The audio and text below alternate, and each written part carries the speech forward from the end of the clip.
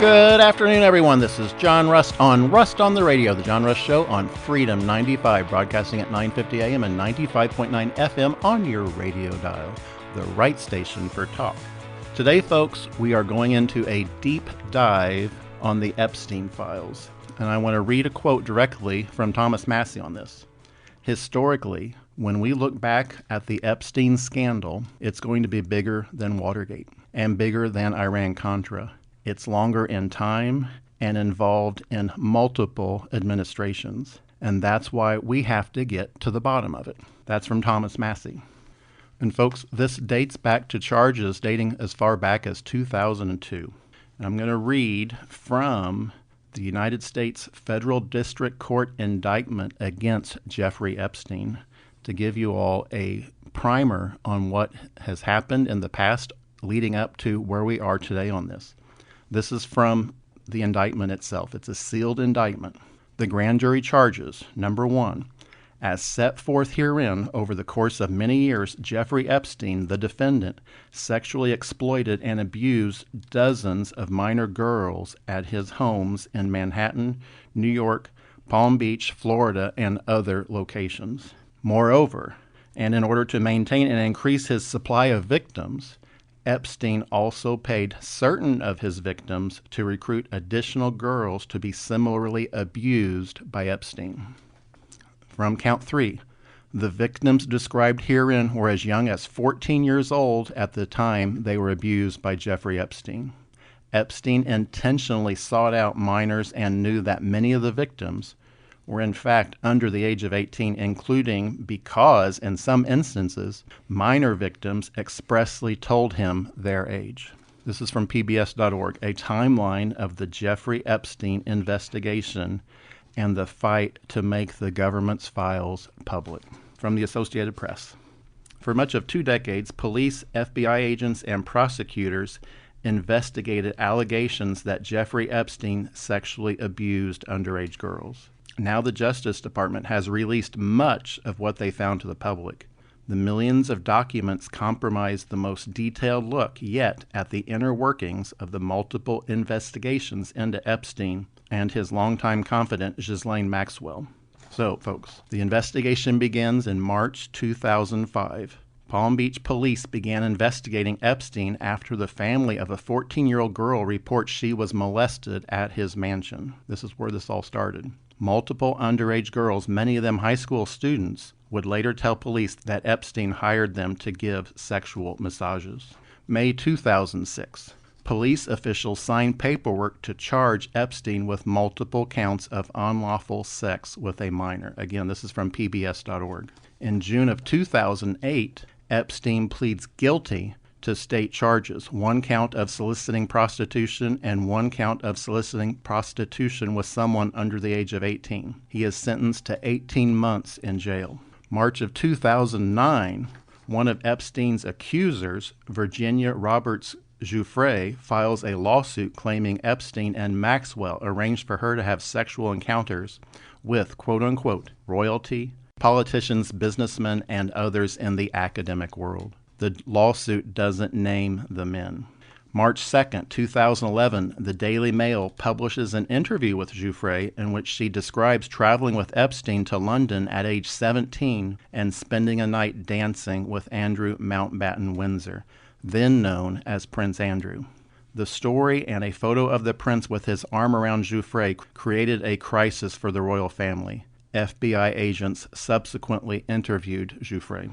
December 6, 2018, FBI agents and the U.S. Attorney's Office in Manhattan began a new investigation into Epstein. July 6, 2019, Epstein is arrested on a new sex trafficking charge brought by the prosecutors in New York, who have concluded they aren't bound by the earlier non-prosecution agreement with Epstein in Florida.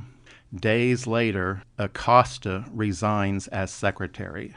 Alex Acosta, for those who don't know, was the U.S. attorney from the Southern District of Florida in Palm Beach County who gave Epstein that sweetheart plea deal. President Trump at one point appointed him to be Secretary of Labor in 2017 after taking office. When his dealings came to light, when Acosta's dealings came to light, it was such an embarrassment that he was forced to resign and ultimately was replaced as Secretary by Eugene Scalia. Okay, so folks, that was on July 6, 2019. Big date here. On August 10th, 2019, Epstein allegedly kills himself in his jail cell in New York. July 2nd, 2020, federal prosecutors in New York charged Maxwell with sex crimes, saying she helped recruit and abuse Epstein's victims. December 30th, 2021, after a month-long trial, a jury convicts Maxwell of sex trafficking and other crimes. June 28, 2022, Maxwell is sentenced to 20 years in prison. In February of 2025, Attorney General Pam Bondi suggests in a Fox News Channel interview that an Epstein client list is sitting on her desk.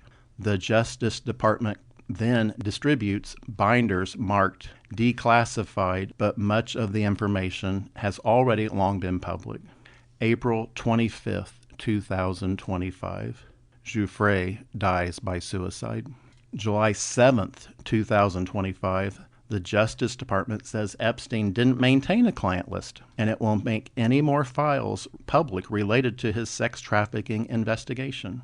July 15th, 2025, Thomas Massie, Republican of Kentucky, introduces the Epstein Files Transparency Act, which would force the Justice Department to make its investigation files on Epstein public.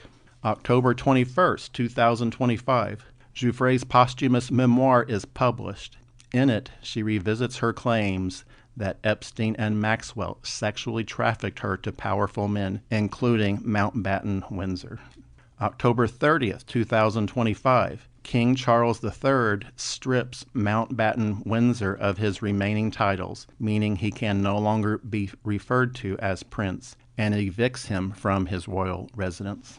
November 14th, 2025, Bondi announces that the U.S. Attorney in Manhattan will investigate Epstein's ties to some of the Republican president's political foes, including former President Bill Clinton, a Democrat, Summers and Hoffman, a prominent Democrat donor. November 18th, 2025, Congress passes the Epstein Files Transparency Act. President Trump signs it into law the next day.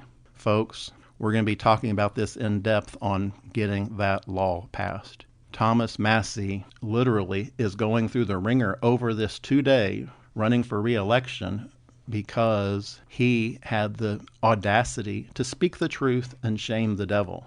You know, sunshine's always the best disinfectant. And we have to look in Washington to who was blocking that sunshine. Folks, remember, Jim Banks, Aaron Hounchin, Todd Young all voted to block the release of the Epstein files. So, folks, how does this all tie into Jim Banks? And why did Jim Banks vote to block the release of the Epstein files on September 10th, 2025? Well, you got to look at who funds Jim Banks. AIPAC.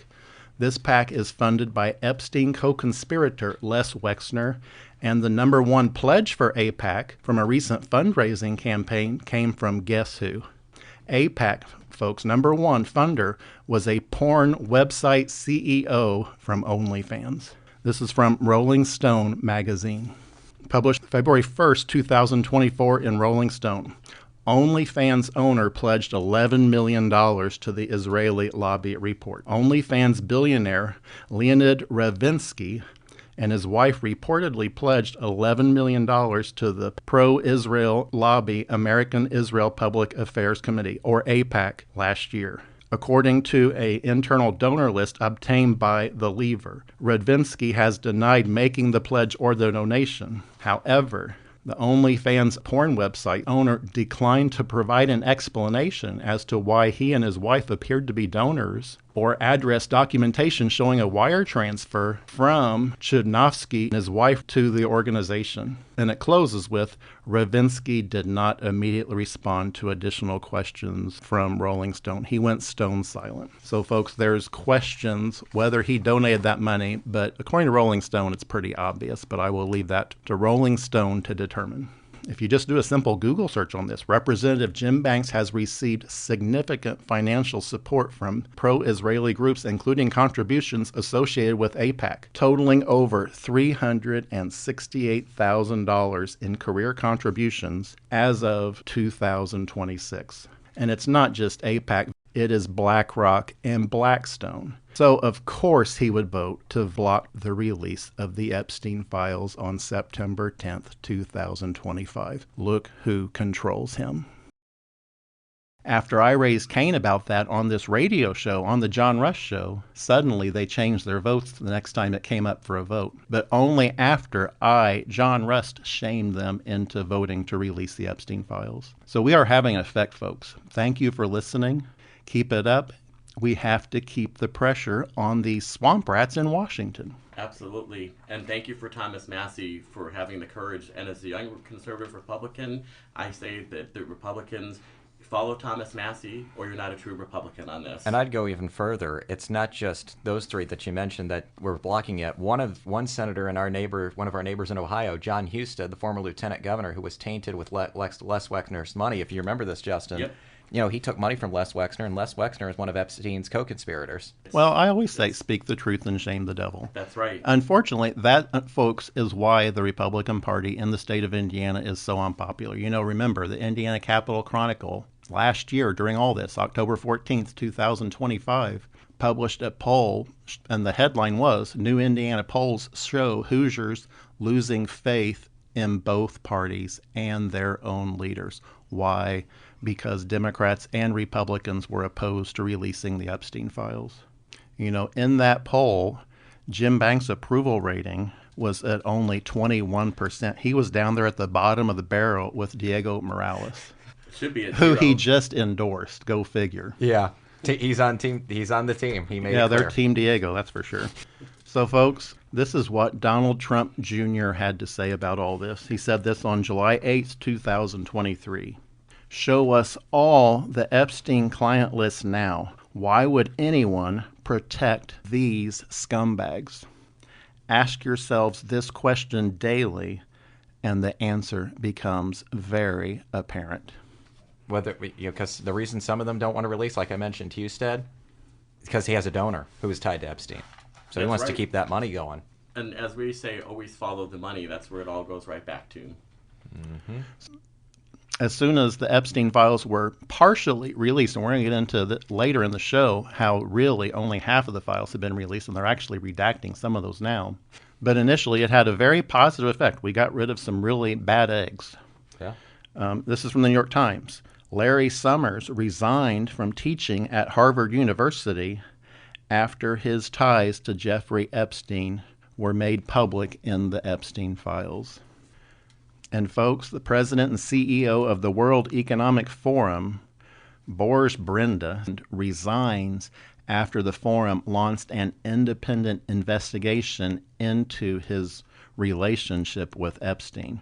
Folks, that was only after Thomas Massie got the Epstein files released. The World Economic Forum was in on it. But kudos to Representative Thomas Massie for having the courage and the fortitude to push this through. And I would even add, we're having an effect, so much so that, as you pointed out, somebody from another country was forced to resign from their position. Yep. Well, and thanks to Thomas Massie, this show and people all over the United States saying, hey, let's get it done. It did get done.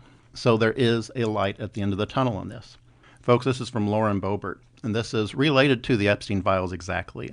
She says, I support releasing the Congressional Hush Money Slush Fund. Tens of millions of dollars have been paid out over the years here in Congress to keep staffers quiet about alleged sexual misconduct. I would like to find out about every member who has ever had to pay a settlement to the staffer. And folks, it wasn't the member paying that settlement, it was you, the taxpayer, paying that. We're going to get into that when we come back. This is John Rust on the Radio. Stay tuned.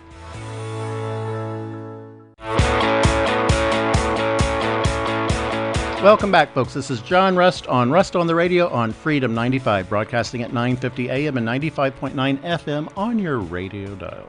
Folks, before the break, we were talking about this congressional slush fund used to pay off sexual harassment and other sexual claims by members of Congress. This is from Thomas Massie. Congress has secretly paid out more than $17 million of your money to quietly settle charges of harassment, sexual and other forms in congressional offices. Don't you think we should release the names of the representatives? I do. This is from Representative Anna Paulina Luna. Congressional ethics is a joke. They have so much dirt on members of Congress, and they do nothing. There is even a slush fund that they use taxpayer dollars to pay off people with. This is part of why the system is so broken. They're sitting on reports. If someone steps out of line, isn't it ironic how they threaten to leak them or time it right after Election Day? As you can see, there is a serious problem up here, referring to Capitol Hill, largely surrounding sexual misconduct. Again, this is from Representative Anna Paulina Luna. And she says, it pisses me off because while some of us are actually working and busting our butts, I'll use a more polite term there, sorry, these clowns are sexually harassing their own staff, doing illegal crap, that's her words, insider trading. It sets a terrible precedent for the entire institution. Again, from Representative Luna, I would kick every one of you out if I could, but I can't because the votes aren't there.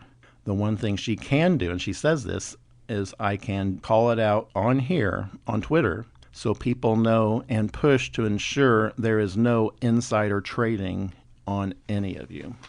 Congressional Representative Nancy Mace also worked to force a vote to release these misconduct reports.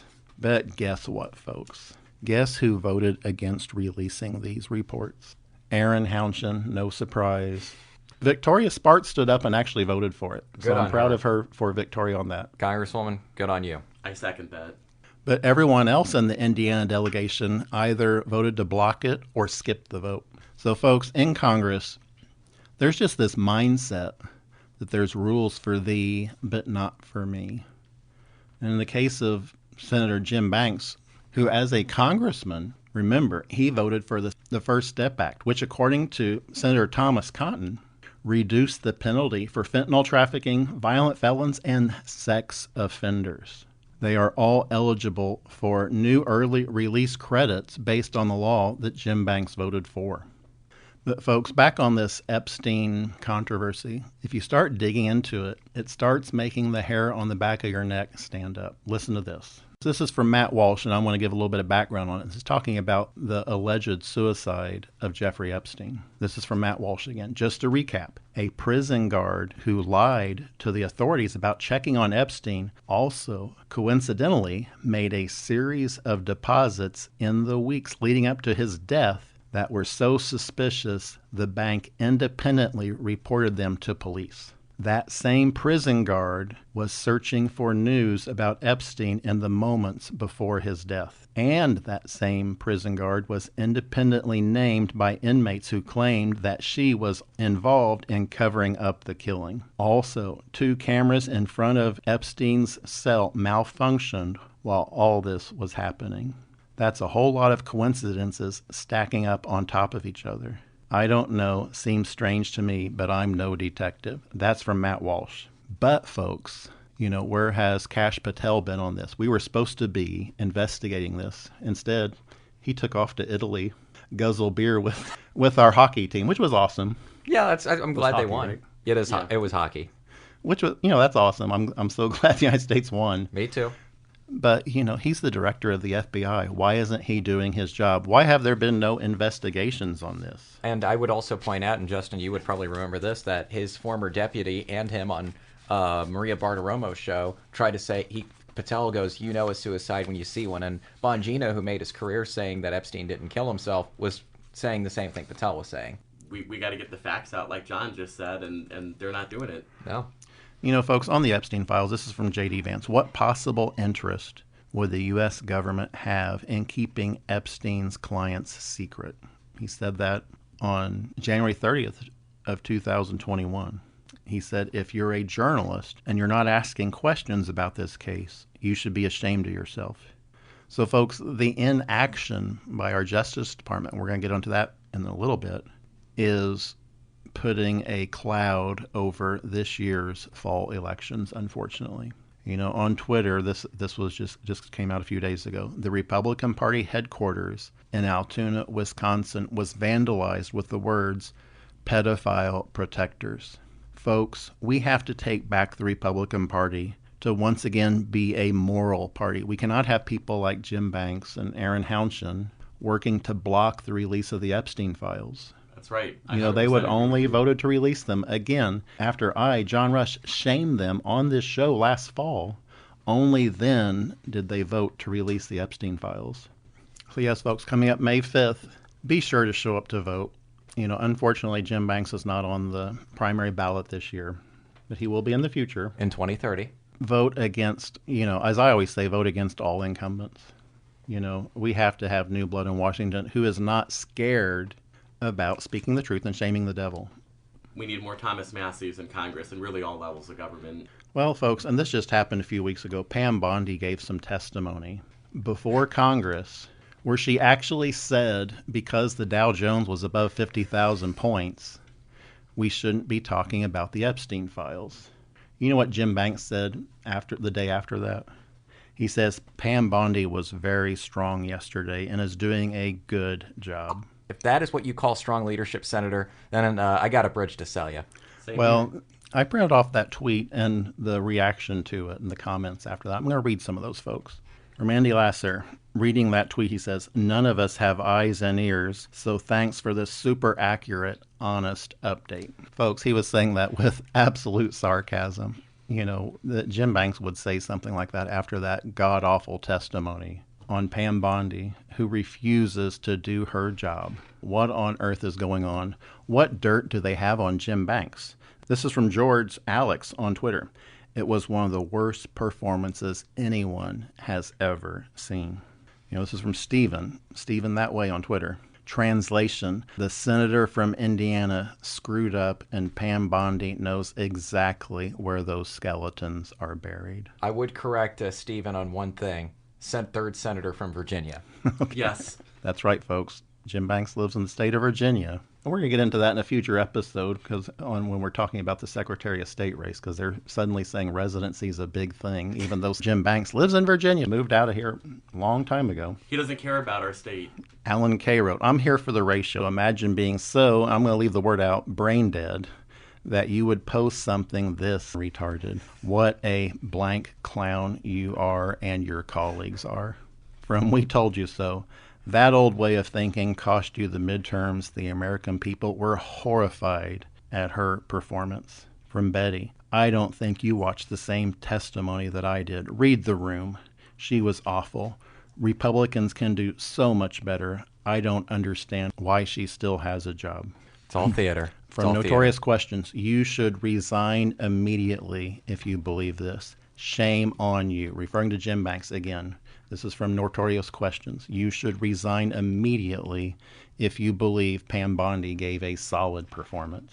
I agree with that. Shame on Jim Banks. Please resign. Yes. Protecting people from pedophiles should be the bare minimum of what a U.S. senator or congressman should be about. From Kenneth Preaching, Jim Banks, your comment is embarrassing. No one thinks she did a good job. Stop enabling her protection of pedophiles. Now the GOP is known for injustice and protecting pedophiles. Is that what you want your legacy to be? God is watching. Amen. This is from Cameron Lowe to Jim Banks. You are so right. He's saying that sarcastically. She was so strong and fought hard for those rich pedophiles. Sounds like you are one of them, Senator. In the end, this kind of sums it up. What hearing did you watch? That wasn't the hearing any sane person who watched that. You wouldn't come out and say, well, that was a strong performance. This is from Jesse St. Edward. You won't find any senators up for re-election this year saying that. It's only the ones who've still got 4 or more years left on their terms saying it. That's why Jim Banks said that, folks. He's not up for 4 more years. Shame, and this is from Jesse St. Edward. Shame on you, Jim Banks. We will remember this in 2030. I won't forget. I keep receipts. And I won't forget either. No, none of us will forget. We shouldn't forget this. Keep this in mind when you vote in the primary. That's right. So, folks, it goes on. That was probably one of his most infamous tweets ever, where he got ratioed so hard by conservatives, not by Democrats, by conservatives. You know, people that care about morality in government. They were all saying uniformly, shame on Jim Banks for saying such a thing. Well, and it's the company you keep. Remember who Jim Banks was palling around with in Indianapolis in 2024? Lindsey Grahamnesty. Jim Banks was running around with him, attending events together. You know, imagine, folks, being brainwashed into thinking Thomas Massie is the enemy, but Lindsey Graham is your friend. Thomas Massie is the hero. Lindsey Graham needs to be. That's from Warren McComas. Yeah. On Twitter. And Lindsey Graham's not absolutely. your friend. So, folks, we're out of time for this segment. We will get right back into this when we come back. This is John Rust on the Radio.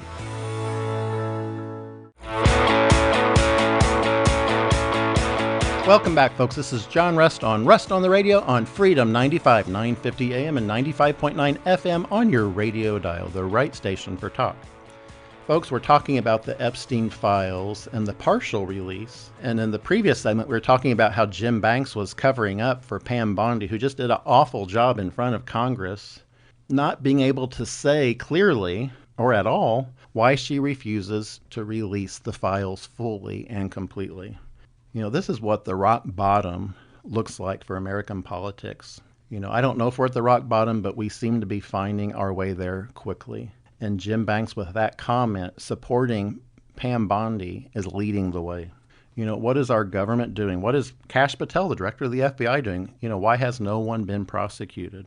You know, folks, all over the Twitterverse for the last few weeks, there have been just meme after meme of Kash Patel guzzling a beer in the locker room in Italy during the Olympics. You know, he flew over on a private jet at taxpayer expense and guzzles beer, but there have been 0 prosecutions on the Epstein files under his administration, under Kash Patel's directorship of the FBI. 0. He's clearly broken his promises. And this is the reaction pretty much from most Americans, I think. They say, I wouldn't have much of an issue with this at all if Kash Patel's FBI and the Department of Justice were actually prosecuting the oligarchs, the politicians, the pedophiles who are actively destroying the United States. Instead, it only furthers the impression that the swamp in Washington, D.C. is deeply unserious. And I mean that with every strength of my body, folks. They just don't care. They either don't care or they know there are so many bad things going on. They just have to cover it up. Well, and the problem I have with Kash Patel on this is in 2023, he criticized directly FBI Director Chris Wray for using a G5 jet to go on vacation. And he talked about how those jets, it costs $15,000 every time they even take off. Well, that's pretty funny because that sounds exactly like something you did, Kash. No one would have a problem with people going on vacation if they were actually doing their job. The problem is they're out to vacation full time. Yeah. Folks, listen to this. Kash Patel is not doing his job. There have been 0 arrests over the Biden auto pen. You remember that scandal? Mm-hmm. Nothing. 2020 election? Nothing. Epstein pedophile arrests? 0. Over the COVID? 0. Benghazi? 0. Doge findings? 0. And let me just point out in the auto pen stuff, all you'll ever see is Jim Banks putting the thumbs up over that auto pen portrait. How about actually get some arrests done? It's always only about the photo op, and then they move on. It's never about action with Jim Banks or most career politicians, unfortunately. Yeah. That's right. The only person that puts the money where their mouth is Thomas Massie. That's right. Well, folks, in July of 2025, U.S. Representative Aaron Hounchin, Republican of District 9 in Indiana, voted with the majority of the Republican Rules Committee to block a procedural move that would have forced a full House vote on releasing records related to Jeffrey Epstein.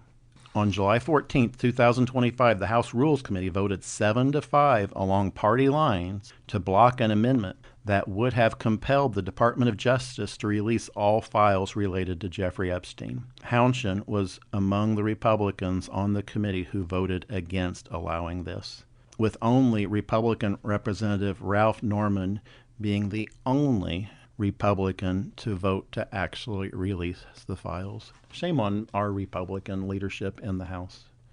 How repulsive.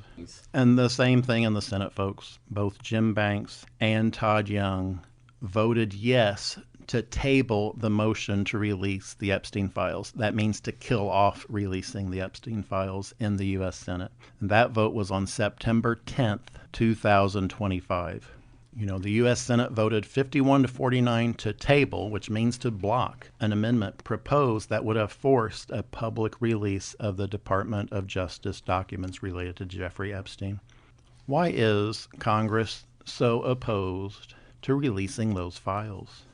So, folks, after that vote, I came out immediately on this show, on the John Rush Show, and called on the carpet Jim Banks and Aaron Hounchin for actually voting to block the release of those files, and I got them to change their votes. So in an upcoming vote, they actually voted to release the files. So we had our effect on this show. Thank you for listening. Thank you for calling your congressman, and thank you for calling Jim Banks' office to shame him into voting for that release. Had that not happened, he would have never voted to release those files. He probably never would have voted to release those files because he has always been in it for criminals. Witness his voting for the First Step Act, which released sex offenders onto the streets early from federal prison. And folks, shortly after those files were released, this is from CNN Politics by an article by Andrew Kaczynski. Scrutiny for Epstein ties follows Justice Department document release. We're getting a taste of what's in there. And unfortunately, though, what's happened is they initially released a bunch of files and then they quickly started redacting them. But while they were out, this is one of the more explosive, and this is from the CNN article on this. It says the most explosive elements of the release involve 2 draft emails Epstein appears to have written to himself in July of 2013. Epstein appears to claim he facilitated sexual encounters for Bill Gates and helped him obtain medication to hide a sexually transmitted infection from his wife. But again, speak the truth and shame the devil. Release all the files. Get it done already. And so, folks, who are we protecting? Who is Congress trying to protect? The pedophiles? We get a lot of claptrap from Congress about, we're going to investigate this. But do they ever actually follow through on it? This is from Representative James Comer, who folks, I've been following very closely. He's one of these all bark and no bite. He calls for a lot of congressional investigations, but nothing ever happens because of it. It's always just for the tidbit of, I'm going to do this, but they never actually do it. But in this case, James Comer says he is no longer pursuing an investigation into Les Wexner over his ties to Jeffrey Epstein's child trafficking network. Folks, I went to a fundraiser for Aaron Hounchin one time, many moons ago now, and he came to speak. It was a fundraiser for Aaron Hounchin, and he came to speak, and he gave the standard Lincoln Day dinner speech you hear all across Indiana, where everyone puts on this outfit of conservatism and beats their chest about what they're going to do when they're in the majority. But then once they're in the majority, they never do it. Their votes never, ever actually match how they talk at these fundraisers and at these Lincoln Day dinners. It's all for show. It's dinner theater. It's a drag show. It's pretending to be something you're not. Just That like a sounds man. accurate. Well, just like a man dressing up as a woman and dancing in front of you, that doesn't make them a woman. That's what these career politicians do. They get up in front of you and do a song and dance on how conservative they are and thump their chest on that, but it never matches the reality of how they vote in Washington. And that's the same with Aaron Hounchin, Comer, Jim Jordan, Jim Banks, all of them like that. Only Thomas Massie has really put his money where his mouth is and actually had meaningful results from what he talked about. The Epstein files, because of Thomas Massie, are at least partially released today. We're still trying to get all of them. That's right. We need every last bit of it. People need to be held accountable, and people need to be locked up. And if they continue to refuse, vote in your Republican primary and vote them out. That's right. You have to vote in your Republican primaries. On May 5th here in Indiana. That's right. May 5th is the date. Yes, folks. Absolutely. I'm going to be hounding on this hard. Please, please, please show up to vote. There may not be any good candidates, but at least show up to vote against the incumbent, no matter who they are. and vote to get your name on the record. So if you want to run for office yourself in the future, you'll be able to. You need to vote in 2 Republican primaries to be able to run as a Republican, or in 2 Democrat primaries to run as a Democrat. But the reality here in Indiana is the Democratic Party has went so deep left, so crazy left. There's no Democrats that anyone sane could support, in my opinion. I would agree with that. That's a true statement. That's right. I would also agree with that. They're all crazy. So, folks, how this relates to Congress, though, is why are they trying to cover all this up? You know what they did? Listen to this. This is from Thomas Massey. He wrote this on September 16th, 2025. Tonight, Congress will vote to lower the age to prosecute minors as adults from 16 down to 14 years old in D.C. Let me get this straight. This is from Thomas Massey. Congress wants to prosecute 14-year-olds as adults, but they don't want to prosecute adults who sexually abuse 14-year-olds. Let that sink in. Release the Epstein files. Again, Thomas Massey said that on September 16th, 2025. So, folks, we're out of time for this segment. When we come back, we're going to dig into how these billionaires related to the Epstein files are funding certain candidates. It's going to surprise you. This is John Rust on the Radio. We will be right back.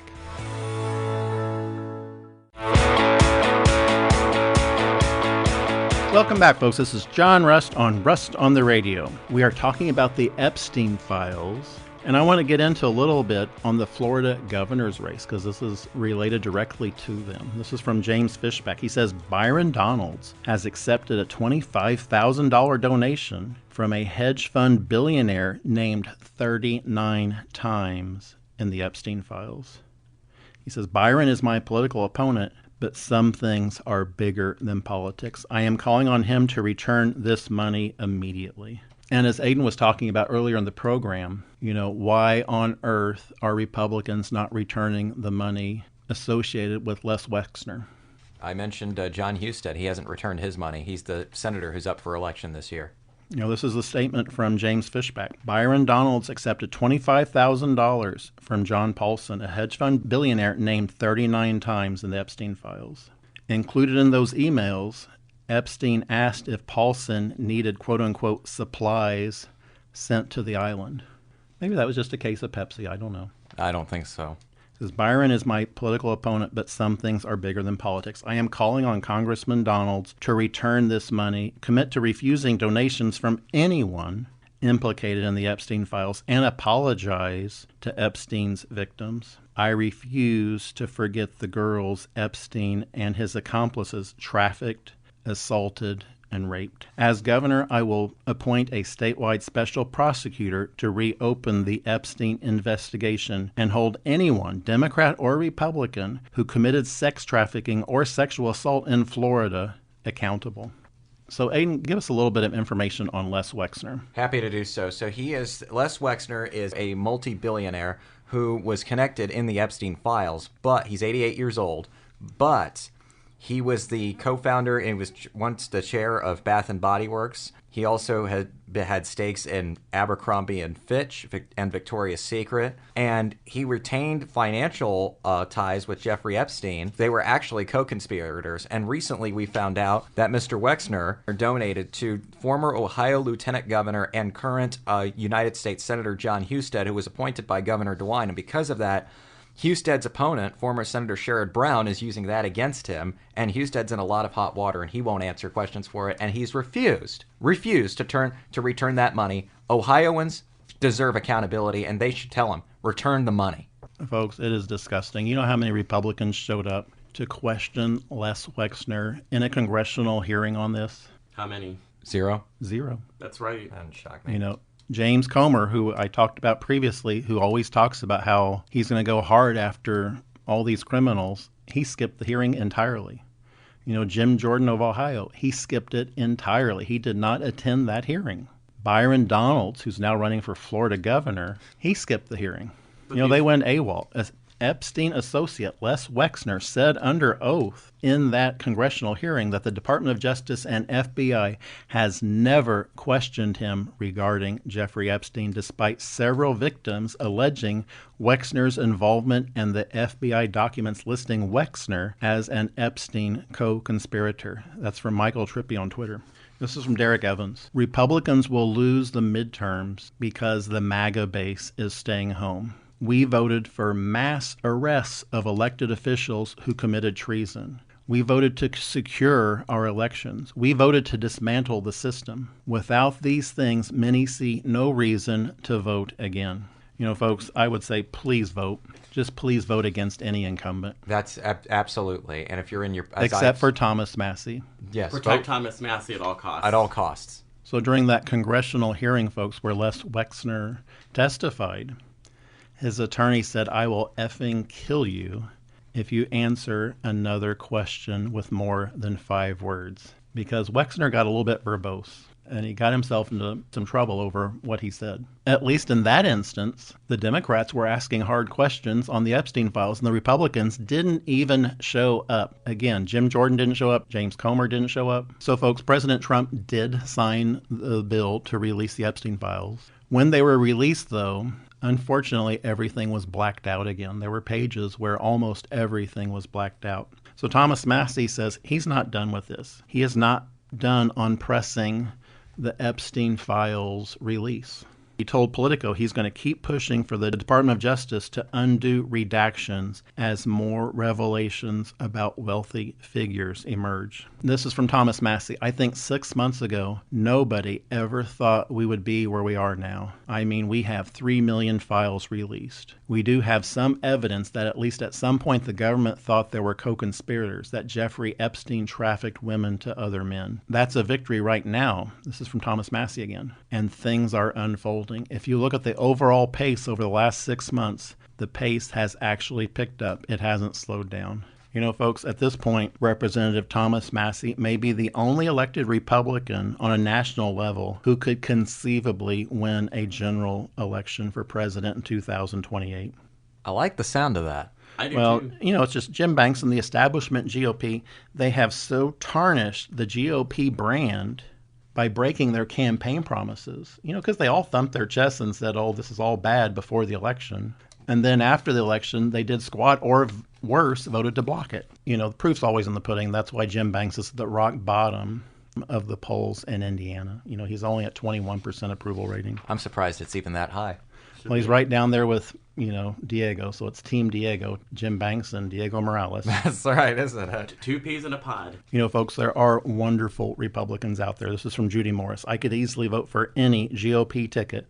That included Thomas Massie, Justin Amash, Rand Paul, or Marjorie Taylor Greene, or any combination of these awesome patriots. I am done voting for career politicians until these folks, a.k.a. Thomas Massie, are the future of the Republican Party. As for the rest of the GOP heap, may they all rot in hell where they belong.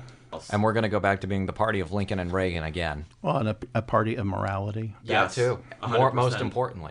And this is where we're at, folks. If Republicans want to win the midterms, they have to immediately fire Bondi, immediately fire Patel, and immediately fire Lutnick. Prosecute 100 pedophiles named in the Epstein files. This is from Toby Rogers. You know, we should be prosecuting these people for the crimes they may have committed. Instead, there have been 0 indictments. Not 1, 0. This is from Sean Adams. He says one of the strangest dynamics of our time is watching self-described conservatives pledge their loyalty to the Washington swamp establishment while ignoring the very principles that built the conservative tradition in America. The conservatism, understood from Edmund Burke to Russell Kirk to the Founding Fathers themselves, rests on accountability, restraint, ordered liberty, and fidelity to the Constitution. You know, conservatism is not whatever the Washington establishment says it is. Conservatism is limited government, restraining power, free markets, trusting voluntary exchange, moral order, protecting virtue and decency, accountability. Leaders answer to the Constitution. Well, what I don't understand on Howard Lutnick is, listen to this, in 2015, Howard Lutnick hosted a fundraiser for Hillary Clinton's presidential run. Now he's our Secretary of Commerce. So we have a Hillary supporter in the cabinet. Wow. That's the people Jim Banks are defending. And that's who he voted for. Yeah, he voted to confirm him. That's who Jim Banks voted for, folks. Again, he had a fundraiser for Hillary Clinton's presidential run. And so, folks, on Howard Lutnick, who Jim Banks voted for, listen to this. When they released the files, there were some photographs released. And someone pointed out, well, hey, wait a second. That's Lutnick. He's on that island. Howard Lutnick appears to be on Little St. James Island, called Little James or Epstein's Island, alongside Jeffrey Epstein. You know what, folks? Those photographs were redacted. They disappeared after it was pointed out that it is him on the island in those photographs. And according to Grok, independent archivists preserved a DOG Epstein file photo, EFTA 01230639, showing what appears to be Howard Lutnick in a blue shirt on Little St. James Island with Jeffrey Epstein. Again, folks, those photos were removed from the official database post-release. So, folks, this is from Smokahontas on Twitter on all this. In the snake pit of politics, Thomas Massie stands out as a true American first warrior, fighting against wasteful foreign aid, government surveillance, and the swamp's corruption for over a decade. At the Oldham County GOP event, he was speaking hard truths about our tax dollars funding endless wars abroad while our borders crumble, and how the establishment protects itself over the people. That's passion for the cause. Why are some Republicans so scared about people speaking the truth and shaming the devil? What do they have to hide? And so, folks, what's happened since the release of the files, unfortunately, this is from Mark Lynch. Breaking news, unfortunately. It is being reported that the Department of Justice has taken down files included in the Epstein disclosure required under the Epstein Files Transparency Act, according to CBS News. The total number of files appears to be more than 47,000 pages removed. Some say as many as 65,000 pages. The Department of Justice has not released a statement explaining why the files were taken down. When your actions contradict your words don't mean anything. And that's what's happening all across the state of Indiana. We have a lot of career politicians who speak conservative but vote very left-wing. I'm going to go back to the First Step Act, which Jim Banks and Todd Young voted for. The First Step Act reduced the penalty for fentanyl traffickers, for violent felons, for sex offenders. That's all according to Senator Tom Cotton. The American people overwhelmingly oppose reducing the penalty for drug trafficking, for sex offenders, especially for fentanyl. My gosh, for violent felons. But when Todd Young and Jim Banks come to Indiana, you would never think they would have voted for something like that. They always thump their chest about how anti-crime they are when they're the ones being soft on criminals. So, folks, I want to read this again. When your actions contradict your own words, your words don't mean anything. That's just why you cannot trust any career politician. Folks, we need change. And to institute that change, again, I am begging you, please vote in the Republican primary for good conservatives, but not for career politicians. All right, vote against the incumbents. Just one vote can make a difference. And if they were able to vote out incumbents in Texas, then we can vote out incumbents here. Because we have to get rid of the Epstein class. We have to get rid of the career politician class. Get rid of the establishment, the neocon warmongers. Well, we can't continue to allow Indiana to become California, and that's what's happening. Yes. Vote May 5th, your Republican primary. Get it out there, show up and vote. Turn out in droves. So, folks, I'm going to close with that and my father's favorite Bible verse, Psalm 118, verse 24. This is the day the Lord has made. Let us rejoice and be glad in it. Folks, I will see you all again next week on the radio.